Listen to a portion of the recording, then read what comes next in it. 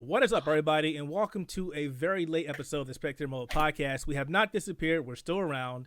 And I'm your host, Keith Mitchell. And to the right of me, or the left of me, the right of me, is that guy in Australia who doesn't know his directions either. Karl Mace Smart. What's up, buddy? Yeah, not much. I'm either to the right or the left of you, but technically I'm down from you because, I'm in the southern hemisphere, you're in the northern hemisphere, and probably on the other side of the world, so that means I should technically be upside down. What if we go the other way around? Then you'd be above me. Strike that, reverse it? Yeah.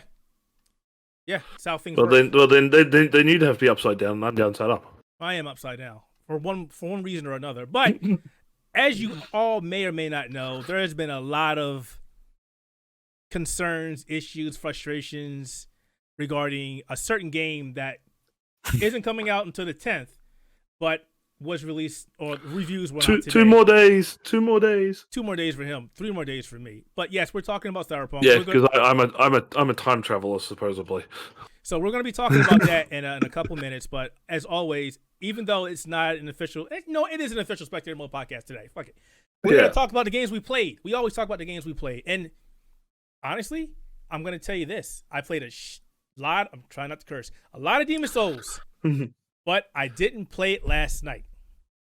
I took advantage of Capcom's ongoing sale where they're selling a bunch of games for dirt cheap. Surprisingly enough, they were selling Resident Evil 2 Remake, one of my favorite games. Carl's tired. I'm putting him to sleep. They were selling it for No, I just woke up. They were selling it for $40 on the PlayStation, right?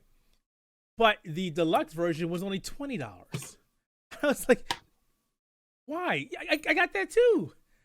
But I don't have it on a PlayStation. So I bought it for $20. I've been playing it. You know what? I'm really enjoying playing more games on my PlayStation. Do I need to bring down the stack? No. I'm really enjoying playing games on my PlayStation. It's actually a lot of fun. I mean, I'm not going to say it's better than PC gaming. I'll never say that. But it has its place, and I'm enjoying what I'm doing right now on the console, being able to download the game. Downloads so fast compared to the PlayStation 4 and the Xbox Series X. Downloaded like a dream. Started playing it. Loading time is minimal. Even loading off of an external hard drive. I'm happy. So I've been playing a shit ton of Resident Evil so I can upload some gameplay on YouTube because there's not a lot of outlets out there that have access to the PlayStation 5. So we got it. We're going to upload the content. So playing that, obviously Demon Souls. Trying to wean that out of there. And Forza Horizon 4. Wean that out of here. There he says here while trying to get somebody else addicted. I'm just trying to help you out. I'm just trying to broaden your horizons. It's not my fault that you got your ass kicked. Tell us about that. Since you were playing Demon Souls, and I was on Discord Discord with you, and you just kept going expletive this, F that, screw this. Got sent back to the beginning. Tell us about your Demon Souls. My Demon Souls adventure, yes. After a certain someone decided to buy it for me and then realized, holy shit, the games in Australia are expensive. I spent $100 on a fucking game. Like, wow. Like, holy shit. Now I see why you guys... Which translates to 125 Australian dollars, by the way. Now I see why you guys don't buy games that much. Holy crap. Yeah. Now you know why I wait until things go on sale, or, holy crap. Or I get a good deal or something like that before I buy my games. Yeah, that was ridiculous. I am so sorry. I'm not sorry that you have the game. You'll get better at it, but I'm so sorry about that. I will definitely be giving it another try.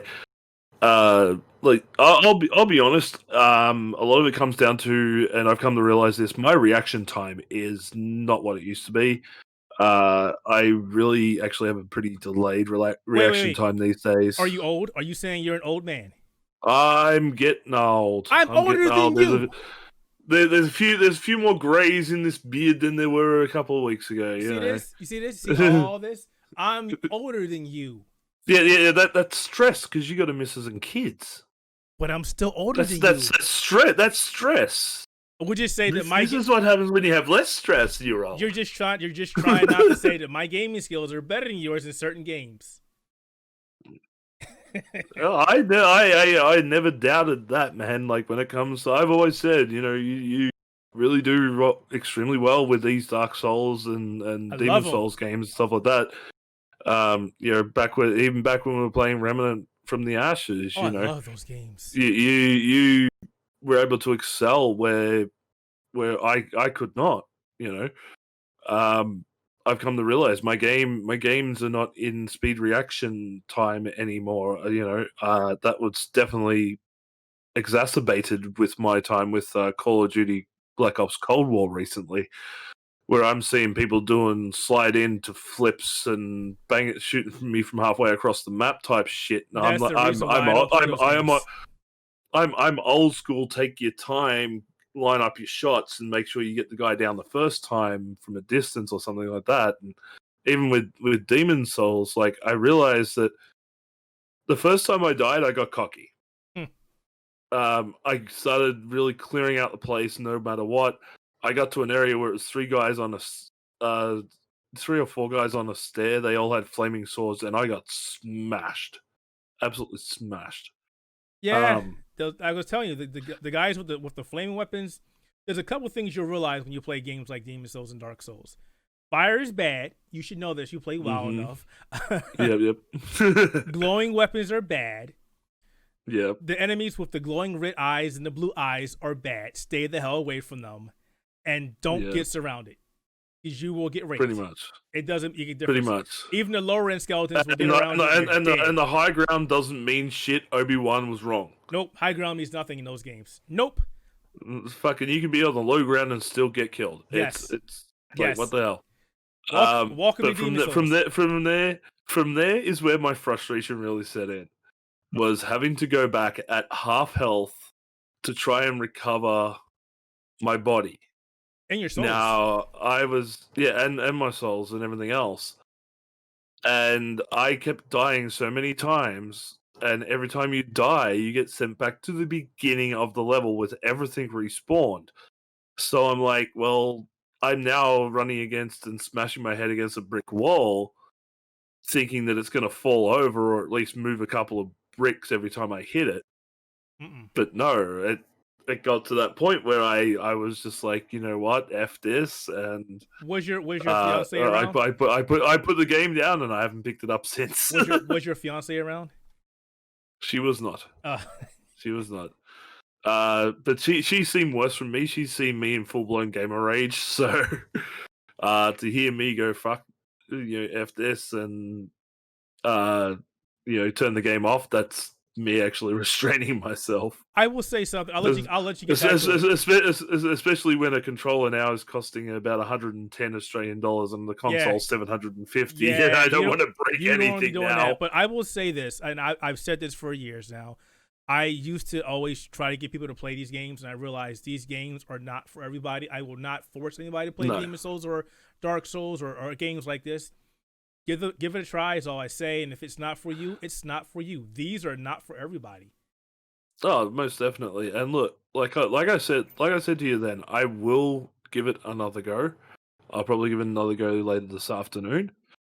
It's just that I am one of those people who does get frustrated quite easily with video games these days, That's especially when in situations where I get sent back to the beginning. I hate that. I've become so used to checkpoints. I think the lazy checkpoint autosave systems that we have in today have turned me into a soft ass gamer. Well, I need something like Dark Souls to remind me how gaming really was. Well, it's not just that's why I want to keep going at it, because it means that, again, it's going back to I need to increase my reaction time. I need to get used to these things again, because I'm used to everything being handheld and easy with gaming these days. I have forgotten the old days, the good old mentalities that you and I, as people in our late in our later ages, grew up playing. We grew up with what a lot of kids these days would consider extremely hard games, and we blew through them easily and still can do today. I would just say when this it comes with to that modern game. games. Yeah, well, also keep in mind, Demon Souls harkens back to the game has good design, but the mechanics weren't that good. They got fleshed out more so in Dark Souls, and Dark Souls 3, not Dark Souls 2. I'm not going to defend that game anymore. But games like Remnant from the Ashes are probably better because you get to play co-op from the get-go with your friends and people. Yeah. You know, games like Demon Souls, you have to go through these convoluted methods. You got to be human. You got to be a soul, and it's like, nah, it's cool. I think Remnant's a lot better in that regards to multiplayer. Demon Souls was never meant, in my eyes, to be a multiplayer game. It was more of a. It was supposed to be a single player experience where the only multiplayer stuff that you had was other people coming in to make your game harder. Yeah. And I remember seeing Demon Souls back when it was just a Japan only game on the PlayStation 3. Actually seeing it at a local anime store, the guy was playing it, and he said this thing is intentionally designed to be as hard as possible. And the only reason there are other people in the game is to make it even harder for you. Like, this game was designed to be punishing.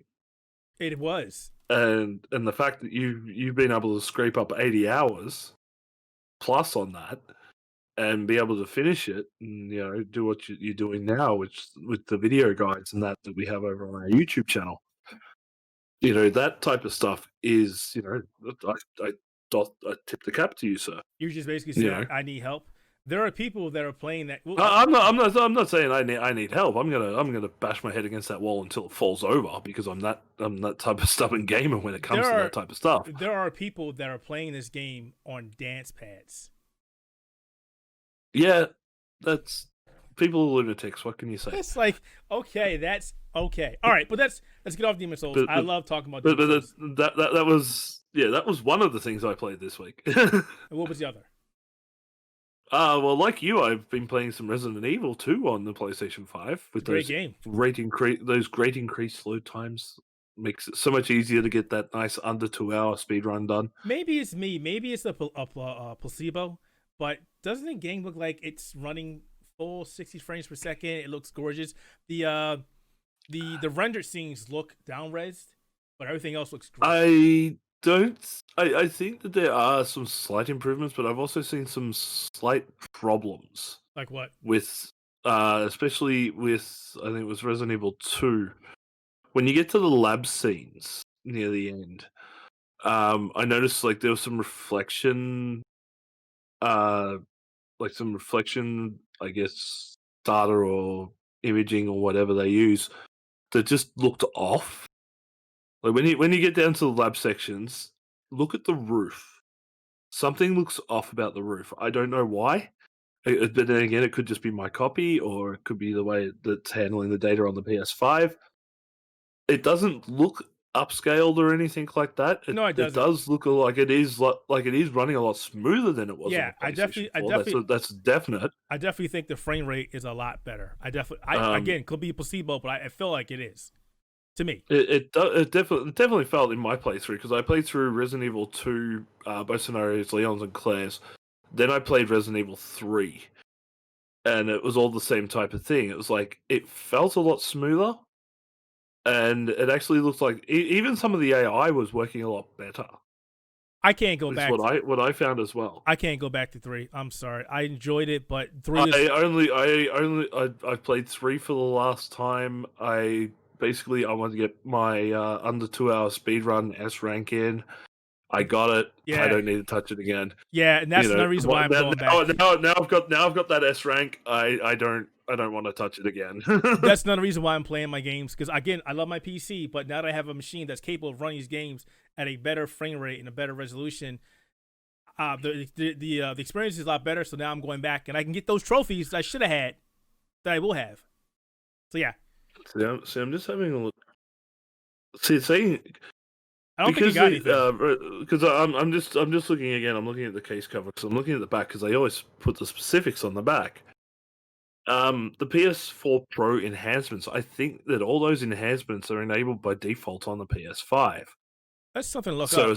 So essentially, what you're getting is the PS4 Pro version of the game running on the PS5, which is why you're getting those smoother frame rates, which is why you're getting some graphical improvements. Well, they did say the Pro ran better than the Xbox One X, but I don't think it's running at 4K because it's only saying the output 720p, 1080i, and 1080p. Yeah, I'm looking at a report from Digital Foundry from last year. So it runs at 2880 by 1620. So a little bit over 1440p. That's still not bad. Yeah. That's like so I reckon like 25% if anything under 4K. So that's not bad. If anything, I reckon that these PlayStation 4 games are running on PS4 Pro specs when you put it into the PlayStation 5 makes sense. because of how powerful it is, which is why we're getting the better frame rates and everything else. Well, you know what? I approve. Keep it up. I love it. Freaking love it. I tell you what. Now that I've sort of noticed that, I might actually have to break out God of War and Horizon Zero Dawn again, so I can play that with the HDR mode enabled and all that type of shit. Because as much as they are a part of the PS Plus collection, which you get, I still have, Well, you know what? I've been playing Horizon Zero Dawn on the PC. Oh my god, so good. So damn good. I'm actually thinking about, because that's the original copy. Right. Trade it and get the other one. I have traded in and get the new one. That's a better bet. Speaking thereof, just to sidetrack for a second. Oh no. I don't know if you guys have got this in the States yet. Have you seen these?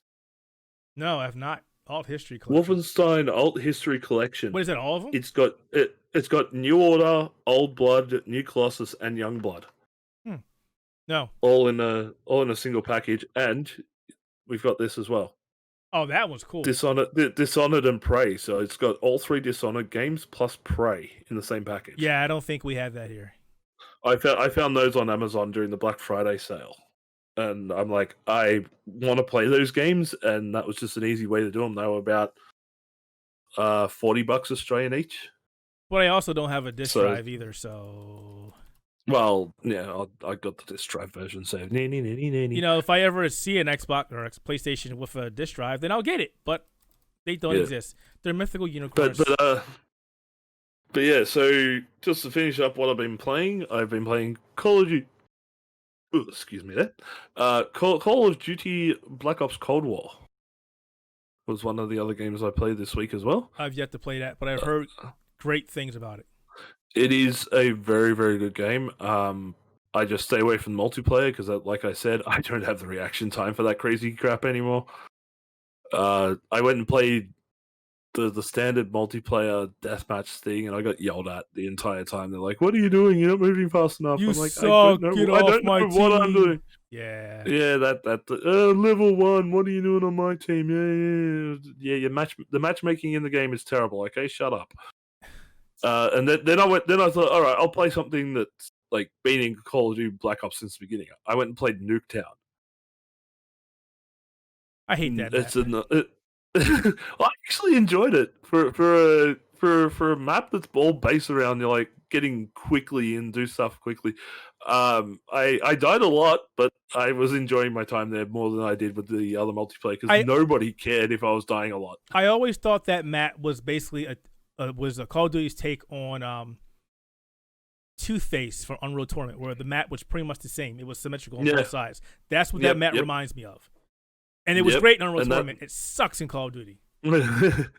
Yeah, that's showing our age there, Keith. We were Unreal Tournament players back in the day. I competed in that game. I love that game. I love that. I wish they'd bring it back. Nope. Too much Fortnite. We don't care anymore. No, screw Fortnite. What else did I play? Yakuza Like a Dragon. Great game. Finally fired that up. About damn time. Finally fired that up. Review up on the Outerhaven.net for people who are interested. I jumped into that. I was expecting very much like Yakuza 6, where you could just start beating down people. I forgot that was an RPG. So much fun. It's so much fun. But it is so good. It's hilarious. I think I'm at like the end of the 3rd chapter where you go up against the Korean Yakuza group in Yokohama, wherever it is, wherever he ends up. I think what I like about that game, though, is the fact that the hero loves Dragon Quest, and the game is patterning around Dragon Quest. Everything is. It's like, this is so cool. I really hope they continue that.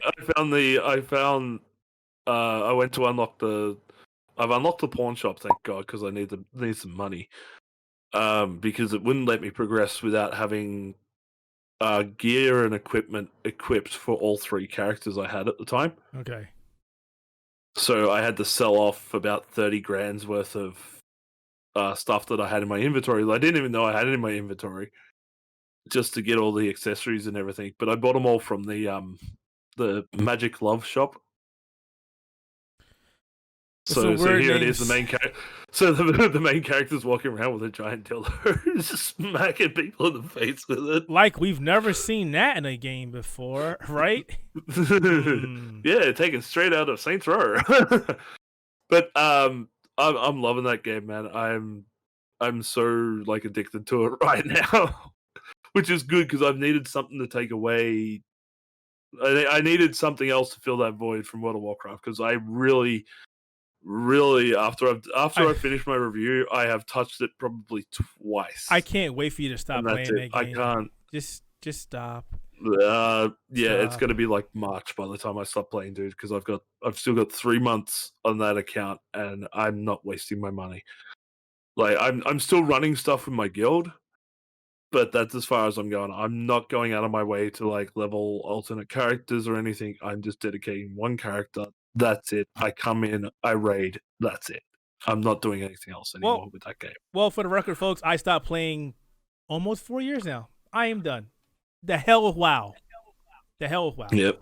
So same with Josh. Josh is probably about 12 months clean himself. Yeah, but he's got another addiction that we can't talk about. Yeah, we can. No, we're not allowed.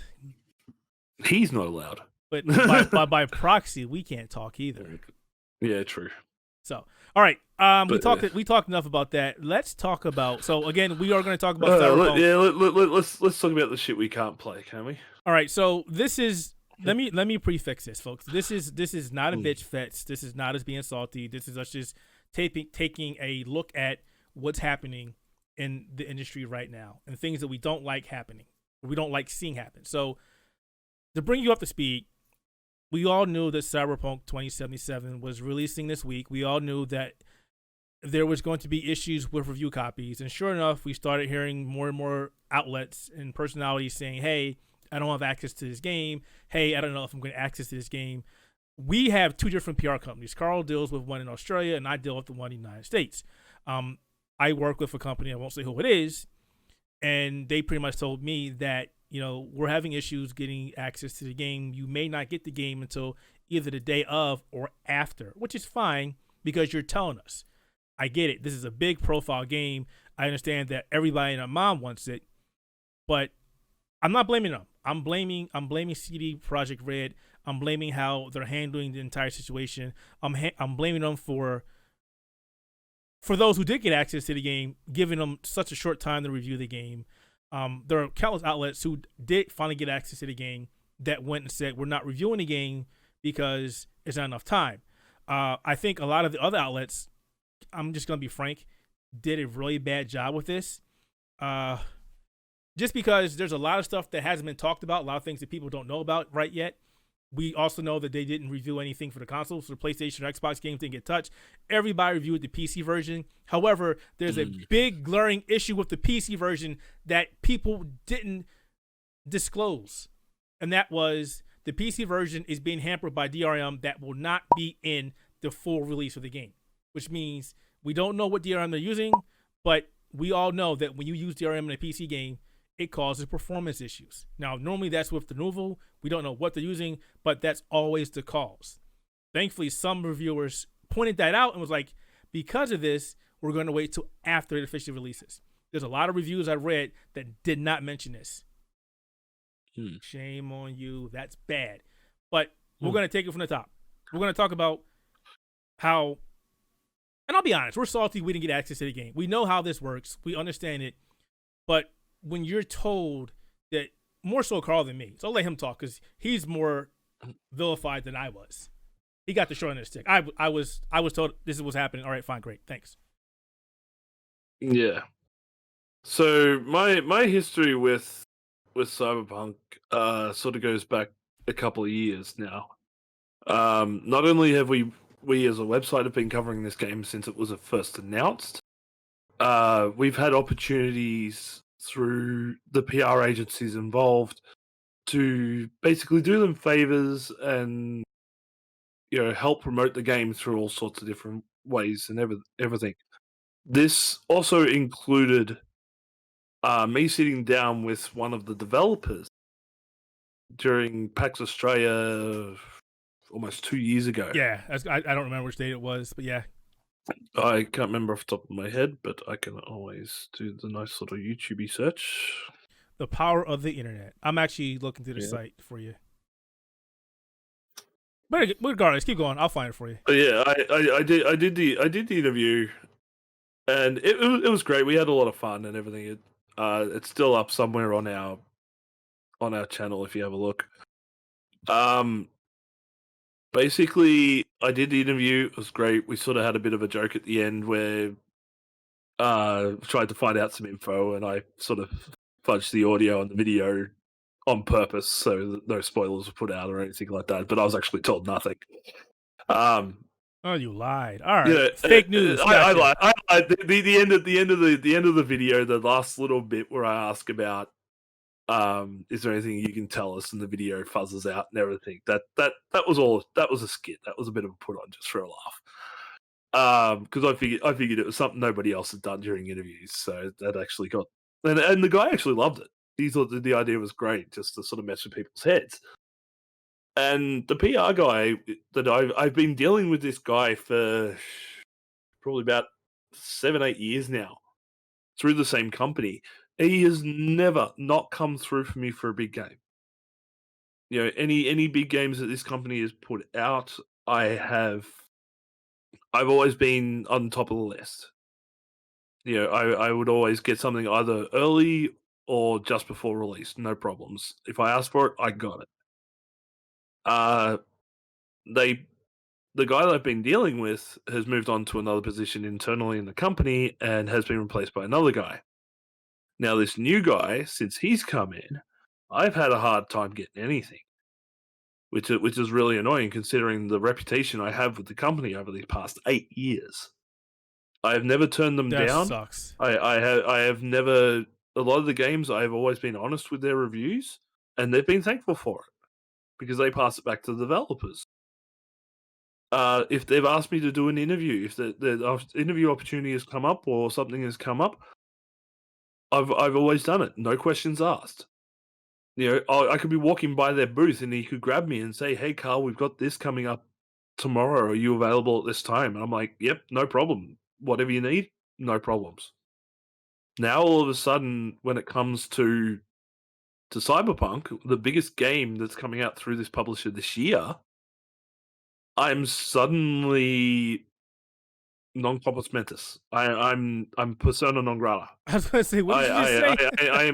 I'm basically I'm a nothing. I'm a nothing. I'm a nobody.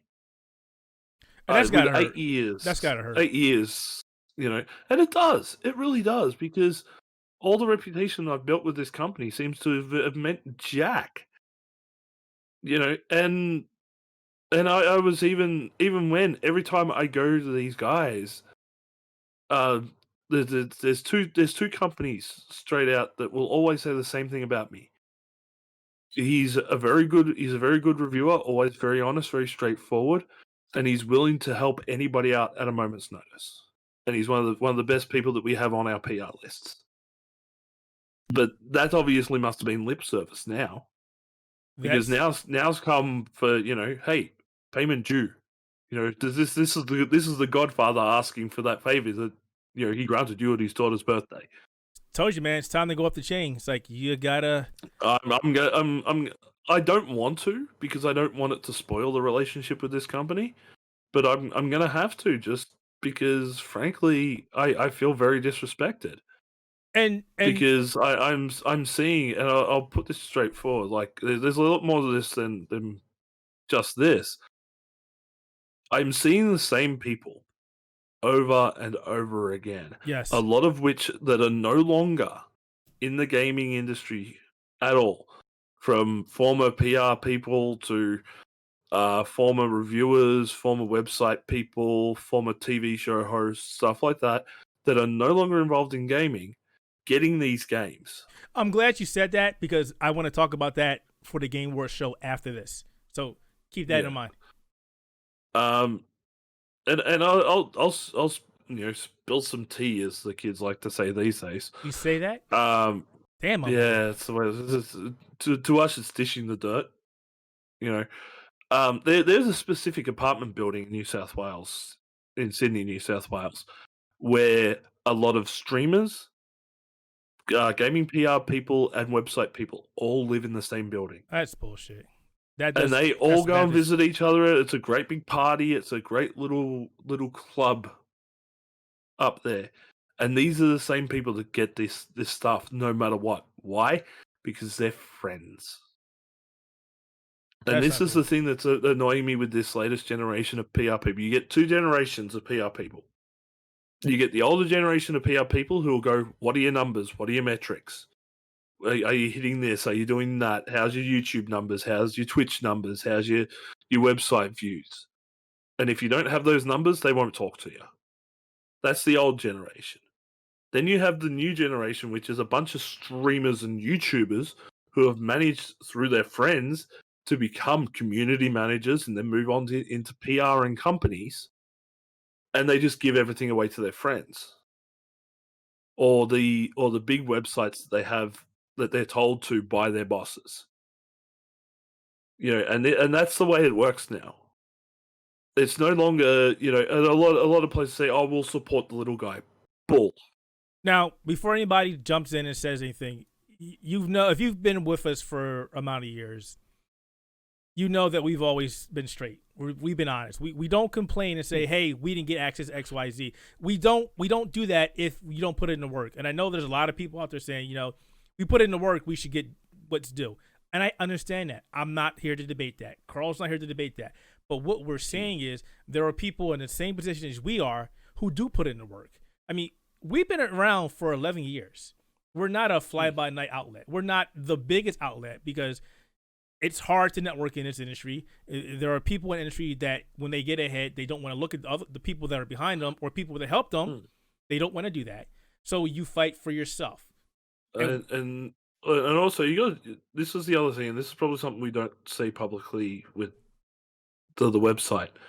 There's two things about the Outerhaven that a lot of people don't know. One is a lot of us are here. We are here because we have a passion for this stuff. We're not getting paid, unlike a lot of these bigger websites. We are here because we love games. We love talking to gamers. We love having discussion with gamers. We love write. A lot of us are doing this because we love writing.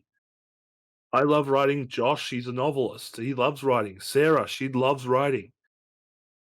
We're here because Keith and I, we have a passion for PC gaming and console gaming, well, gaming in general. Yep. The Nintendo Entertainment Podcast, which is a part of what we do. Those guys are there because they're passionate about Nintendo. Or just Fire Emblem. Depends on the week. Yeah, it depends on the week. Could be Fire Emblem, could be Pokemon, But we're all here because this is passion to us. We're not getting paid for any of this. So when we get these deals or these review codes from PR companies, we're extremely grateful. And we try to do everything in our power to make sure that we give these guys the maximum exposure that we can give them every single time. No matter, and we're always honest. If a game isn't good, we won't review it, but we'll give you an article telling you why. I've done 2 of them myself over the last couple of years. I've only been with the website for 6 years. I did it for Final Fantasy 15 because I believe that wasn't in a playable state. Oh, that was fun. That was fun. that was in a terrible state when I got it, and I refused to review it, and I sent that back to the PR company, and I said, "This is why we're not giving you a review. Sorry, we'll give you something in the future once the game is in a playable state." You know what the PR company said? Thank you. We needed to hear stuff like this, or else the developers don't know what to do. And right there, I did the same with WWE 2K20. Game's not playable. I'm not going to review it. You see, and I'm glad that you said that, because there's, on top of the whole Cyberpunk thing, and again, this is not a bitch fest, people. There's that the narrative, or the disclosure, again, that gaming journalists are paid off. Oh, hell no. No. Okay. Even if you don't want to say we're gaming journalists, but we are. We're just not, someone you see at IGN or whatever. We're gaming freelancers, essentially. Yeah, we do. I think we all do great job here, right? But we're not paid off. What Karl said, we put our effort into this stuff. We do this stuff. We're not paid. We do this. I mean, like, I lose money constantly on the website, doing stuff, buying stuff, getting stuff, but I don't care, because I like doing this. This is a passion project for me. Yeah. I'm 44 years old. I'm that kid who was 10 years old reading IGN, EGM, and Computer Gaming Monthly and all that stuff back then. Yep. And it's like, hey, I can actually do this now, and I'm doing it now. Yep. I grew up on magazines, man. Hyper, Games, what was it? Game Pro. Yeah. Game Pro magazine. That was one of my biggest influences to do anything in writing. The fact that I'm working and doing this stuff now, it's a dream come true, and that's why I love it. That's why I stick with it. I wouldn't do that. I wouldn't do the air quotes, because we do work with a lot of we work with a lot of high profile people. Yeah, but the other thing I want a lot of people out there to know as well is as much as we have done this for a long time, we're still not professionals. We're still learning this stuff. None of us have hell yes. Journalism. None of us have journalism degrees. We haven't gone to school for any of this. We're learning a lot of this on the fly. Yeah. Hell, just this week, like this past week alone, you and I, Keith, we've sat there and we've been learning a lot about SEO keyword searches. That's and how to utilize that. That's stuff that we have had to learn ourselves. Yeah, but it's good stuff. So we're a constantly evolving website of people who are still learning every day. Yep.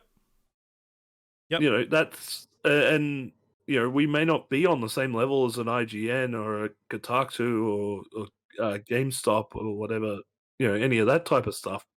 But we're still a very knowledgeable website, and we do get quite a few views. A lot of our reviews lately, especially since we've started working on this SEO keyword stuff, a lot of our stuff is hitting top, front page stuff on Google. Yeah. So we're ranking up there. We're ranking up there right next to all the big names. I will tell you this, and we're starting to get those views and everything in. We've done that through nothing but hard work. I will tell you that there are a lot of people who work in gaming journals who don't even know what SEO is. There's not a dig at them. It's just they have people that do that for them. We're literally learning this stuff ourselves to do this, and it sucks. Yeah, exactly. It sucks. Yeah, it's terrible. And then what's even worse is you take a look at some of the stuff that we've done recently, like my World of Warcraft Shadowlands review, for as hated as it is in the WoW community. Boy. As hated as that review is in the WoW community, that's sitting front page on Google. That and yet when I'm doing reviews and articles that are hitting the front page of Google and getting great results and everything, and then I go to a PR person and go, hey, I've ranked this high on this and that high on that, and they just go, yeah. That's what gets me annoyed, is we put in all this effort, and it seems like we're still treated like we're, Joe Blow with a WordPress blog. When, Keith has gone to a lot of effort to get us dedicated server space, to get us our own domain names, to get everything looking and working like a full-blown professional website. Again, not being paid. He's having to fork out of his own pocket for all of this. Like you said, takes a loss. It doesn't bother me though. It literally doesn't bother me. I enjoy it. That stuff. That stuff doesn't bother me. What bothers me is when we take this to PR people and they still treat us like we're nothing. Yeah. When it's obvious that we are starting to get up there, we're not like top tier gaming news website. We're not like Polygon, Kotaku, IGN, and all that.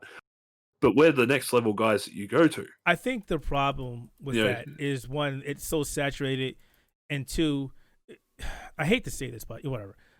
Again, there are people who know people who talk to people, and it perpetuates from there. And that's the thing. I mean, there are a lot of people out there. There's a lot of people out there. This space is so full of people right now.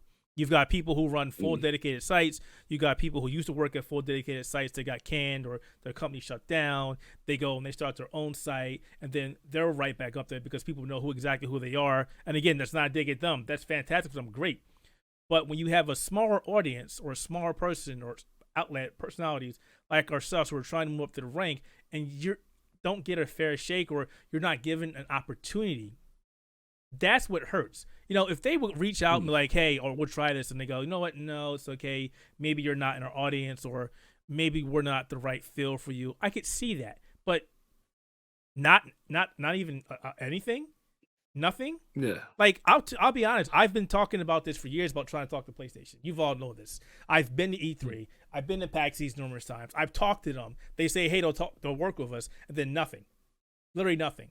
The only time I heard from PlayStation is when I called the head of the HR or the publication out, and he wrote to me an email saying, I never got your stuff. And I gave him like 20 emails. Here you go. These are all the emails I sent to you.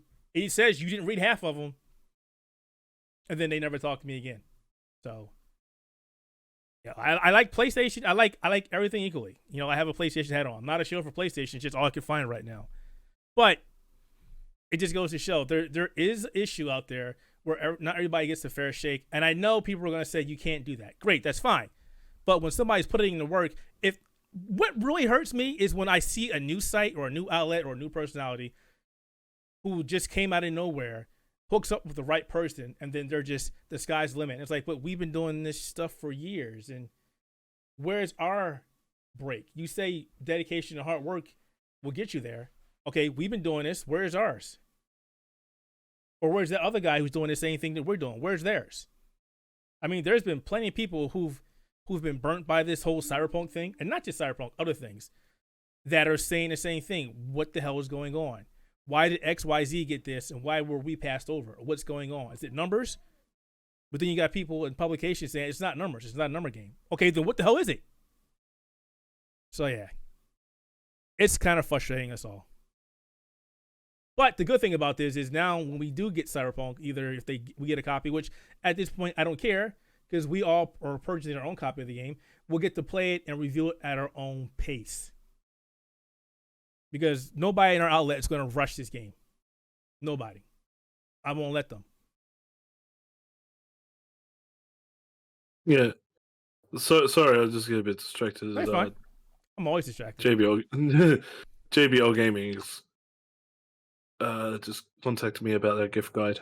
See again. It's another thing. It's like our gift guide this year. Like I put a lot of work into that.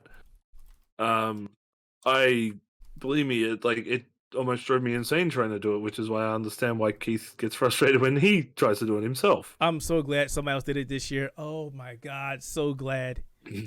I didn't have to do anything. It was so good. But yeah, they've just contacted me that they can't seem to find it, and I'm like, no, actually, it is sitting in the PC section. So focus, my buddy. Yeah, you know me. Again, this is what I mean by like, we go out of our way. These guys send us something saying, "Hey, need a hand trying to find the entry." And it's like, all right, here it is. I just sent them the link and everything and explained that, well, I did put them all in the one category instead of doing each individual item. Which makes sense. I just put the entire range in with a link to where the ranges can be found. Mainly because if I did each individual item, that's another 20 plus items that is all headsets of different varieties and different levels that I'd have to go in and fill in and price and link and everything else, and that would have taken me another probably about 2 to 3 hours on top of the 3 days plus that I'd already put into the main guide. But just getting back to it, because I don't want to harp on this. I want to talk about something else afterwards. Again, it's not being salty. It's just we want to succeed in this. When we see people that are doing pretty much what we're doing, and we're doing the same thing we're doing, and we're busting our humps. Yeah. What's going on? What is it that are we doing something wrong? Not that you'll know because people won't tell you. Is it numbers? Yeah, that's it. Our if you're saying numbers, our numbers has tripled. I'm not trying to be like, hey, we've got a bazillion readers every month, but every month we're doing at least 100,000 unique visitors every month, at least. At least. Which for a site which is based with people who are just doing this for a passion project, or that's massive. Or don't have a sponsor or a backer. We don't have an angel backer. We don't have any of that. If we had that, trust me, we'd be doing a lot more right now. But we don't. This is us. Yeah. We don't have a GoFundMe. We don't have a Coffee, though we would love one if you guys want to donate. We don't have a Patreon. We tried that, didn't work. We're literally going through the motions. We're in a fight with Mike Tyson, and we're getting punched in the face, and we're getting right back up. I would not want to get punched by Tyson, by the way. I think I can take a punch. Even these days, man. Even these days, you see that last fight he did? Holy crap. I don't want to get punched by Tyson. Nope. Yeah, you definitely don't want to get punched by Mike Tyson. No, I don't want to do that. No, but that's it. Don't make fun of me, Tato. That's it. If you have, this is gonna go on YouTube once we're done. So if you have any questions, you think we're bitching, we're always around for open dialect. Either if you think negativity, positivity, we don't care. We just want to talk to. I think it's an actual solid complaint. Yeah, hey, as you can see in the visual here, these are our Twitter handles. You got something to say? Come say it, please. I have nothing to hide, and I'll always be honest. Talk to us, but make sure you're willing to talk to us. Yeah, don't just say if you're coming on just to whinge and bitch and complain as, hey, you guys suck, you don't know what you're talking about, then please go jump off a cliff with that nonsense. Yeah, we don't have time. If you want to discuss what we've discussed, or have something that hey, I've had a bad experience, or even a good experience, or even if you've got an idea on how we can be improved, please comment away. Let us know. We're here. We're here to grow. We all, because at the end of the day, here's the thing. I'm not going to go. You never stop learning. I'm not going to go into full blown gaming journalism because for me it'd be stupid. I work in IT. What the top paying gaming journalist earns. It's pennies to what I'm going to earn, and that's not bragging. And I'm a community service. I'm a community service worker. I work with the general public. I don't get paid a lot for it, but that's again, I go into where my passions are. Exactly. I don't go into it just because I need the money. It would be silly for me to go into this because as much as I love gaming journalism and being a part of this industry. My passion is PC. My passion is taking things apart, putting things together, figuring out how things work.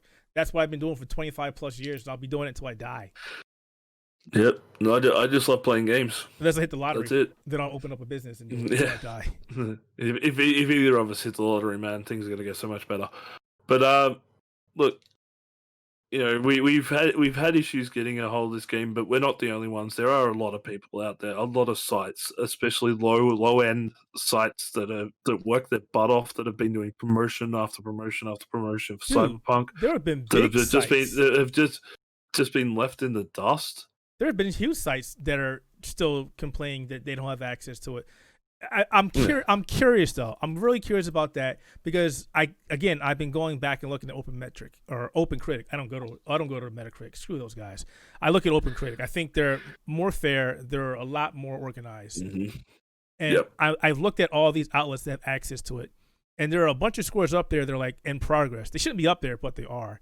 And you can tell what sites got access to the game, and you can see a lot of these sites are all PC centric. I'll be straight up. Don't name any names. Don't name any names.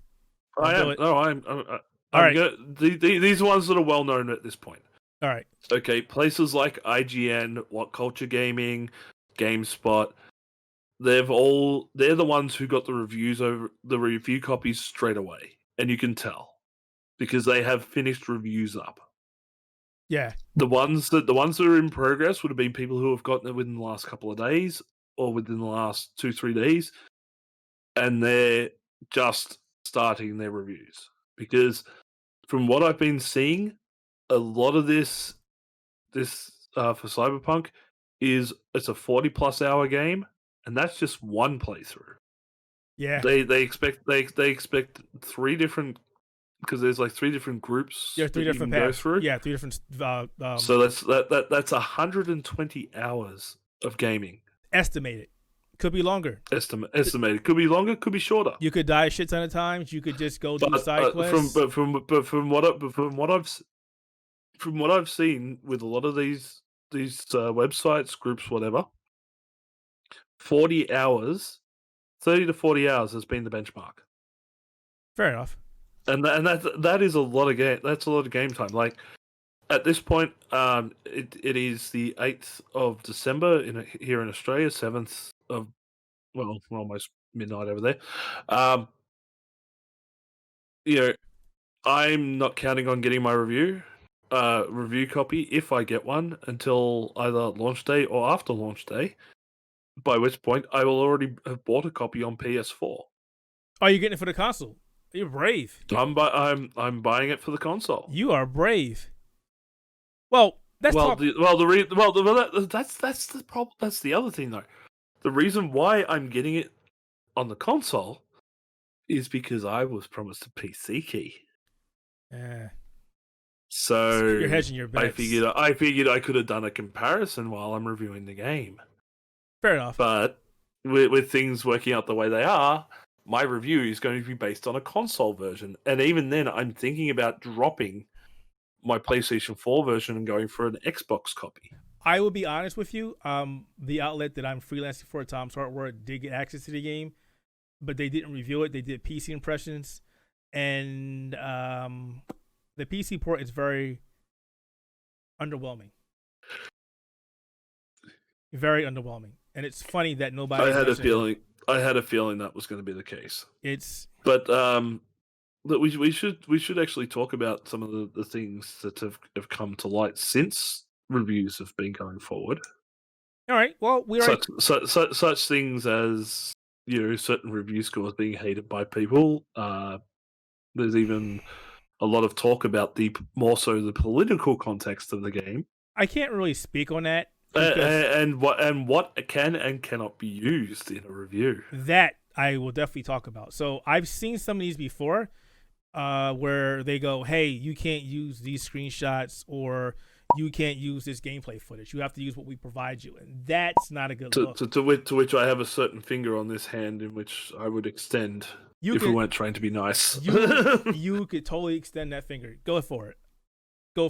That is bullshit. That tells me that you're not confident in your product. If you had no concerns about your product, if you were like, "Hey, we optimized this to hell and back. Hey, we have no problems with this game," then you shouldn't be like, "You can't use this certain gameplay footage." The fact that you did that is troubling. But he's going to be a funny thing when we get around to doing our reviews and our guides and everything. We're going to use our own footage because we're not bound by any any contractual agreements with the companies at this point. So the only thing I have to say about that is I can see them saying we want to protect ourselves from people trying to damage the game. Now I've seen this. IGN did this with Third 5. I've seen. Yeah, that was terrible. I've seen companies that have gone out of their way to, especially with some PC ports of games, run it on the lowest settings possible, take screenshots and go, "This looks like trash." I've seen that quite a lot from some gaming sites that intentionally want to bomb a game. And that's the only thing I can say. That's absolutely disgusting. But the fact that a company is coming out and saying, "We don't want you using your own footage. We don't want you using what we provide you." Yeah, it's not a good look. That's manipulating a review, and that's not what I actually have queued up about 5 videos on my YouTube to watch list that I'm going to go through today that are all Cyberpunk reviews. You should share those. And if they all have the same footage, well, then that's going to be a bit disconcerting. Well, they are. But hopefully, a lot of websites have decided to go, "No, screw you. We're going to actually use our own footage." They literally cannot, because if they do that, CD Projekt already told them. Everybody told us in the beginning, if you don't follow the NDA, they're just going to do what they have to do in the end. Now, here's the thing that's going to happen. Are they going to blacklist big sites like IGN and whatnot? Probably not. Will they blacklist smaller sites that go against their wishes? Yeah, they definitely will. Yeah, they will. They will. So you have to pick and choose your battles. Mm-hmm. This is ridiculous. I mean, I'm looking at these scores and they're just like solid 10s. Here's my thing. We have a different review criteria here in Outerhaven. If a game has bugs and it impacts your gameplay, it is not deserving of a 10. Nope. That's not how this works. This game is a perfect 10, but it crashes every 10 minutes. Then that's not a perfect game. I saw tweets of some reviewers going in their wrap up for the game, which is something we do as well. The first line was Cyberpunk isn't perfect ... and yet their review was a 10 out of 10. I'm like, really? You're going out of your way and saying that the game is not perfect, yet you're giving it a 10 out of 10. That's sounding a bit coerced. This is sounding like The Last of Us all over again. It's funny. I've yet to play. We're a lot of me neither. I haven't even played the first one. I love the first one. I haven't touched the second. Yeah, it sounds like this is a lot of coercion by either PR companies or CD Projekt Red themselves of, if you don't give this game a 10 out of 10, we won't work with you in the future. And I think part of the problem is Hi, that Keith. We see you sneaking in here. Background. And he's leaving. He's Get your butt in here, kid. He's like, I know. And he's out. See what I mean? They don't even He knows better. They just walk in. They just walk in. I think a big problem with this right now, all these positive scores, all these reviews saying that the game is not perfect, but then they give you I'm waiting on my missus to walk in. But they give you all these positive scores, or they saying the game is perfect, but it's not perfect. This is detrimental to the gaming industry. This is why a lot of people don't trust game reviewers anymore. This is why they say game reviewers are garbage, because they either go like you said, hey, you got paid for this score, or you're lying to us. Yeah. And it's damaging. And you're seeing that happen right now again. Yep. And with the stuff that we do, we've always said, we'll be honest. We don't care if it upsets people. We don't care if it gets back to the PR people and they're like, oh, we won't work with you again. Bull, you will work with us again. Or if you don't, that's fine. We're not going to risk. Or if you don't, that's fine. Yeah. But, I've sent back some absolutely scathing reviews to companies. I've sent them to Square Enix, I've sent them to 2K Games, and I sent some absolutely horrid reviews back to them, and I've said, these games are trash. They still work with me. Why? Because the guys that are the PR people, they love my honesty. And that's the thing right there. I don't think there are many out there who will say, we're not going to work with you if you provide a review that may be seen as being negative, but you're providing a reason why you feel this way. There's a big difference if you're saying this game sucks. Why does it suck? And again, that's where we differentiate ourselves from a lot of other places. We will, if we say something is trash, we'll give you the exact reason why it's trash, and we'll also try and give you a way to fix it. We'll also try and help find the ways for the game to be improved. We don't just go, it sucks. We go, it sucks, but if you do this, this, and this, the game might be a bit better than what it currently is, and it would be worth more as a review score. Yeah, I mean, at the end of the day, it's not our job to tell developers what to do, but we will point out what we did and did not like. But honest and creative feedback will always go over better more than just negativity. Yep. Unless that person or persons or company are idiots. Yeah, pretty much. Then I can't say anything. But again, there are times where we will say something or we'll put out a review, and either the community or Twitter or some websites or something will actually target our reviews. Yeah. Saying these guys don't know what they're talking about. Yeah, that happens. Me in particular. I think you know, again, my World of Warcraft Shadowlands review is absolutely hated in the WoW community right now. But you had that why? Because I called it out for all the BS that's going on in the game. how it hasn't improved, how it's still relying on old stuff to carry the game, how the content just isn't there. I had my reasons, and I'm even having to do a follow-up to explain those reasons in more detail. One, because, well, I know it'll get us views. 2, because I love the heat. And 3, because, well, maybe somebody will listen somewhere. Who knows?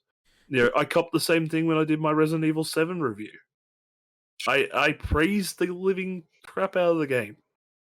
As a VR horror experience, I just said it wasn't a Resident Evil game, and that was enough to get the Resident Evil community up in arms, man. It was Final Fantasy: A Spirits Within. It was a great game by itself, but it was not Final Fantasy. Yep, exactly it. And the thing is, with a lot of the way communities are done now, and we're starting to even see this with Cyberpunk. I did read that GameSpot gave it a 7 out of 10, and it was, how dare you give it a 7 out of 10? Yeah, apparently this is the perfect game. Blah blah blah. Everything. Apparently, because a 7 people is a are bad so score. Hyped and yeah, but the thing is, people are so hyped and so invested in this game being like the ultimate great game because one, it's coming from CD Projekt Red, who came off the hit The Witcher 3. And the phenomenon that's created, plus the game has Keanu Reeves, who everybody loves in this world for some reason or another. So they're combining those two factors, and they're like really invested in this game. They really want this to be the best game ever. And if anybody says it's not, then it's going to destroy their enjoyment of the game. Sorry for all the people I just pissed off, but no, you're not. but but that's the thing. That's like everybody gets that invested in these things. This is why my World of Warcraft review is getting hit like it is. That's why my Resident Evil review got hit like it did, because I upset the fandoms. So let me break down our reviews for a second, because this is a good chance to add that in there. So we came up with a review guideline years ago, and I think it's great. It's a 5-star system with 0.5 increments, and we rate the games based on that. So if you go to outerhaven.net/review-policy, it goes 1 to a 1.5 means we believe the game is missable. Leave it alone. A 2 means we believe the game will only be acceptable to certain fans, but it's serviceable. You can play it. 2.5 means it's middle of the road, something to play if you're bored. A 3 to 3.5 means it may have its problem, but the game is largely enjoyable, which sounds like where Cyberpunk is leaning into. 4 to 4.5 means it's a near masterpiece with small flaws here and there. And then a 5 means it's a masterpiece. And when we say masterpiece, it has to be damn near perfect. You can take off a couple increments, Spider-Man, but it has to be perfect. Like, if I was to rate Demon's Souls right now, I would give it a 4.5. You would come back and say, why is it not perfect? World tendency sucks. It has always sucked. Co-op sucks. It has always sucked unless you're PvPing. And that's enough to bring the game down for me. But Keith, you're a big fan of the game. Yes, and I'm being honest as a fan of the game. Mm-hmm. There you go. Whereas me, on the other hand, I went Spider-Man, Miles Morales. It's more Spider-Man. 5 out of 5. I haven't played much of it, but that game is a great game. But then again, when I did the Spider-Man game, I said graphics were absolutely amazing. The gameplay was amazing. The story, damn near brilliant. Everything worked in the first game. And that's why I gave it a 5 out of 5. Resident Evil 2 Remake is another one. I gave 5 out of 5. Why? The game deserved it. The game is great flawless. Graphics, great gameplay, redone story that had somebody like me who has played the original Resident Evil 2 on the PlayStation 1,000,000,001 times. I actually had to go, hold on, I need to think instead of autopiloting through this thing. Not just that, multiple playthroughs. You had the bonus missions you can run through. The bonus objectives and stuff. The game is so much fun. The game is a perfect game. It is. Yeah, and the thing is, again, it was stuff that I don't really find a problem in when I reviewed it. Had I reviewed it now with the PS5, with the little graphical glitches and flaws I've seen, I probably would have dropped it down to a 4.5. I don't know. I wouldn't have done that just because it's sort of if I find the issue in the game, it doesn't matter if it's a graphical one, a sound one, or something. Then I will drop it from a masterpiece to a 4.5. What if it's something that is not inherent because of the game developer, but it's because it moves to a different platform that's out of the hands of developers. But they patch it when they find it. Once they patch it, then yeah, it'd be a 5. But until they patch it, it's a 4.5. Fair enough. Yeah, I do get a bit harsh, but that's the thing. It's like everybody's so wrapped up in these review scores, and if it's not a perfect game, like I actually went through a few of our reviews because I've got an article coming up at the end of the year, which is my Game Awards, which I do, and I don't do standard Game Awards. I have stupid names for all the categories and everything else. And yeah, he does. The reasons and the reason why the winners are and everything else. Now, because of that, I always link back to the review. Again, something that we do because, link backs get more views. Link back is valid SEO. Exactly. We learn these things and we apply them to everything we do. Now, I went through and went through all the reviews. I actually found our review for The Last of Us Part 2. It was a 3.5. Now, I know that was published long after the main set of reviews had come out, but had that we put that out there at launch or around that time, I could guarantee we would have been absolutely roasted for that. Because for some reason, there are games right now that are considered untouchable. At the moment, there's only the two straight off the top of my head that I know of: The Last of Us Part 2 and Cyberpunk. Uh-oh. And I can guarantee you, any place that doesn't give the Cyberpunk a 10 out of 10 or a 5 out of 5, 100% review, they're going to get roasted. It sounds like the fan base is so rabid about it right now. And that's the problem. It is ridiculous. That is the problem I hate with this industry. Or not the industry itself, but the community. It's the community. They cannot take the fact that somebody has a different opinion about something compared to them, and then in the game, and that's life in general at the moment. Actually, for this right now, that is the end of. No, back up. Back that up. That is the whole problem. Reviews, and we had to talk about this earlier today in our Discord channel. Reviews they can be both subjective and objective, but at the end of the day, they are opinions from one person. My review could read differently than Karl's review. Here's how you tell a good review is a good review.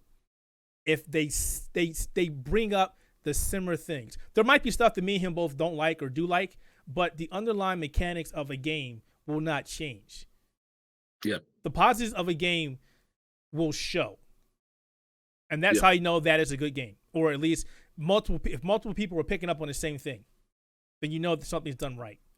It's just like if you're having a conversation about a movie and then somebody halfway across the world has the same conversation about the same movie. I must have just rang a bell. Star Wars. Oh God! Here we go with the Star Wars. the sequel trilogy. When I've walked out of cinemas and everything I put into my reviews, I heard it from other people in the cinema. Same Ghostbusters 2016. In my review, I used quotes from people in the cinema who had the same thoughts and opinion I did. But even those who were different, I still included them. But that's how it works. That's how it works. Yeah. All right. Yep. We're done talking about Cyberpunk. At the end of the day, we're upset that the game is being handled the way it is. We're upset to see the project handled the way it is. Yeah. People should better use their own footage for reviews. That is very counterproductive and harmful. People need to chill the fuck out about review scores. Yes, I said the F word. I don't care. Oh, yeah. They need to relax. It's not the end all be all. There's been many times where I looked at somebody's review and I went, okay, nice. It has some things that I care about. It doesn't have things that I care about. I'll look at somebody else's review. If there's a point that resonates in all these reviews, then maybe I need to be careful. But if somebody said, no, I love the system, another guy says, I hate the system, okay, I need to figure out what's going to work best for me. Who's lying, who's right, who doesn't like it, who does like it. Look at their past reviews. Did they always dog these kind of games? Then maybe I should listen to them. Does he not like open world games? No, he doesn't. Okay, then he's invalidated. Bye. But yeah, this whole situation has been handled bad. And it's getting worse by the second. We'll tell you how we feel about the game when we get access to the game. Review code or not, it's not about asking about review codes. Yep. If we get it, fantastic. If we don't get it, we buy our own stuff any damn way half the time. We don't care. Exactly. All right, I'm done. But I tell you the one thing that won't happen with our review, we will not make it into a political statement mess. No. Which is what a lot of sites have been doing, or especially YouTubers and streamers. I've heard nothing but the same thing of it doesn't represent trans rights the right way. It doesn't represent diversity the right way. It's still a white man power fantasy. Blah blah blah. My problem. Okay. If your main attack on a game is going to be about political statements, shut up. I wouldn't say that. The game. If a game wants to be political, it can be political. Yeah, that's no problems. But if you have to go digging into it to try and find something to bitch about, to call it an isterophobe or something like that, then you are the problem, not the game. I think what happens here is we're at a junction, and we've always been at a junction where politics are colluding with games. We've seen it. Even Call of Duty is guilty of this. Oh God, well and truly. And the problem is people want to associate the politics in the actual world with the game. And I understand that, and I can appreciate that. But the problem that we're having here is we can't, and I hate saying this word, you know what, I'm not going to say it. I always say it. Diversify. No, not that. No? We can't separate the two. I understand that there are politics in the game. I understand that they may be offensive. But this is the design of the game.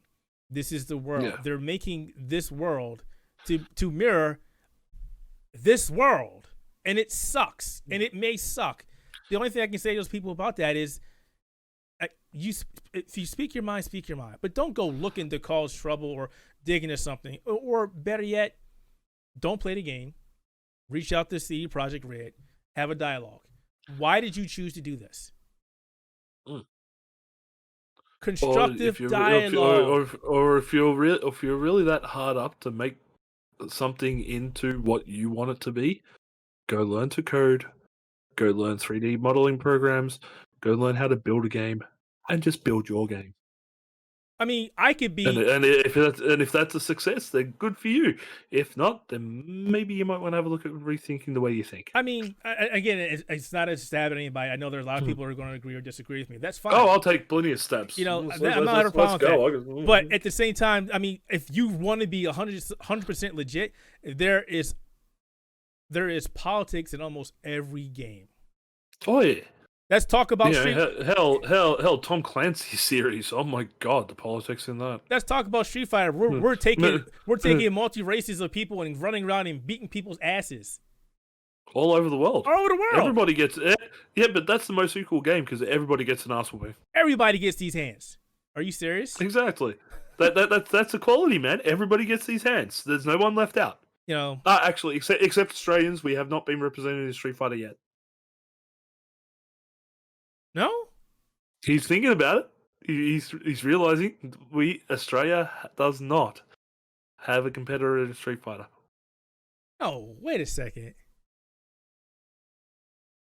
No. If you look up characters in Street Fighter and where they are located, you will see no Australian representative. Huh? That's funny. You know, Australia does not have a Street Fighter character represented. You know, I've always likened Hugo as being the closest thing for Australia. Because Hugo's not even like, I don't think Hugo's American. I don't know what the hell he is. I think he's Russian. No, that's Zangief. I don't know what he is. He's like, but I think he's like Ukrainian. No, Hugo Andro comes from Germany.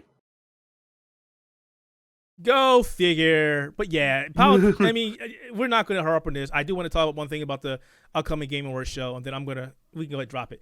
But there are politics in every game. I'm not saying don't dig it out, but again, constructive dialogue would be the best course of action on that one. Yeah, the closest thing that you'll ever see anything to an Australian character is the reference that Cammy was played by Australian pop singer Kylie Minogue. Oh, okay. That's the only reference that you'll find. All right. So, Game Awards. Are we happy we're getting Brie Larson and There's Fils-Aimé as presenters? There's a fighter that's in the Street Fighter world that is from Australia. Is he one that's actually being represented in a Street Fighter game, or is he in a differential? He's in Saturday Night Slammer Masters. Doesn't count. Look at him. He's like doesn't count. It's not in the Street Fighter games. It's in Saturday Night Slam Masters. Fair enough. So we're actually going really far on this show, but that's fine.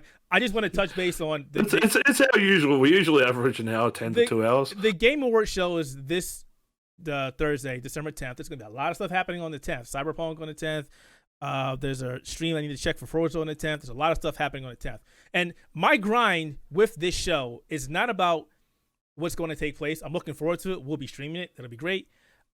The problem that I have is that they're bringing in movie stars and singers and stuff to represent these games where they could be going out and getting streamers and YouTubers who are coming up and busting their asses, and they should be represented.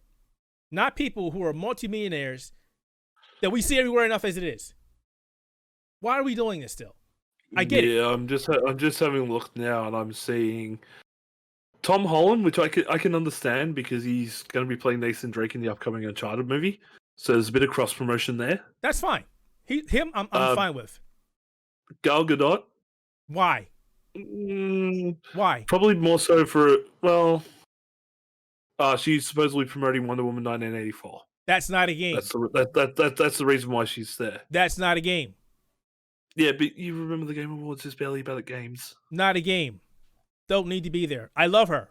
Doesn't need to be there. Troy Baker, he'll be there, but then again, he's a video game voice actor. Exactly. He needs to be there. Brie Larson, I have no idea why. Other than this big push YouTube wants to do about her and her gaming life. Nobody gives a rat's about her, really. She's a big Nintendo gamer, apparently. We've got Stephen A. Smith. Why? Great guy. Fantastic guy. Does great work. Again, amazing. Probably plays a lot of games on YouTube or something. No, he doesn't. He's a commentator on ESPN. Big. Doesn't need to be there. Pearl Jam's Eddie Vedder. I don't know why. But then again, unless we're getting Pearl Jam actually playing a musical set, which I wouldn't mind. We might. The Muppet Swedish Chef. That I have no problems with because I love the Muppets. They're fictional. Especially the Swedish Chef. They're fictional. They don't count.